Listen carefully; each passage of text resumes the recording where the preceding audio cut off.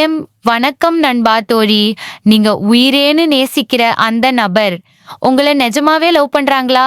இல்ல சும்மா டைம் பாஸுக்காக பழகுறாங்களா? இதை எப்படி கண்டுபிடிக்கிறது?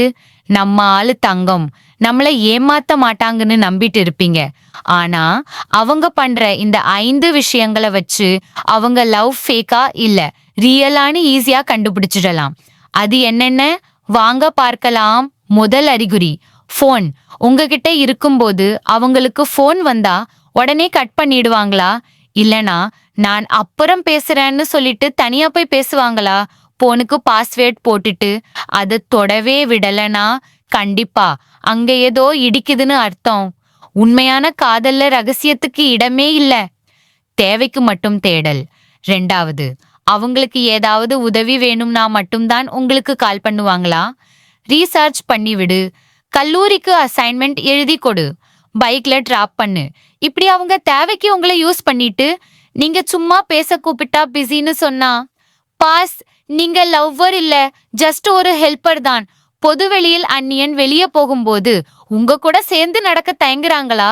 யாராவது தெரிஞ்சவங்க பார்த்தா இவன் என் ஃப்ரெண்டுன்னு சொல்லி மழுப்புறாங்களா? உங்கள உலகம் முழுக்க அறிமுகப்படுத்த பெருமைப்படாத ஒருத்தர் கடைசி வரைக்கும் உங்க கூட வரமாட்டாங்க. இது ஒரு ரெட் ஃபிளாக். எதிர்காலம் என்றாலே அலர்ஜி. 4வது விஷயம், கல்யாண பேச்சை எடுத்தாலே கோபப்படுறது. இப்போ எதுக்கு அதெல்லாம்? ஜாலியா இருப்போம், அப்புறம் பாத்துக்கலாம்னு சொல்லி வருஷக்கணக்கா இழுத்தடிச்சாங்கன்னா அவங்க பிளான்ல நீங்க இல்லைன்னு அர்த்தம்.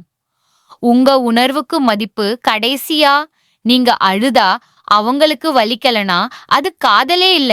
உங்க கஷ்டத்தை பார்த்து அவங்க கேலி பண்ணாலோ இல்ல நீ ஓவரா ரியாக்ட் பண்றன்னு சொன்னாலோ சுதாரிச்சுக்கோங்க. அவங்களுக்கு உங்க மேல துளியும் அன்பு இல்ல.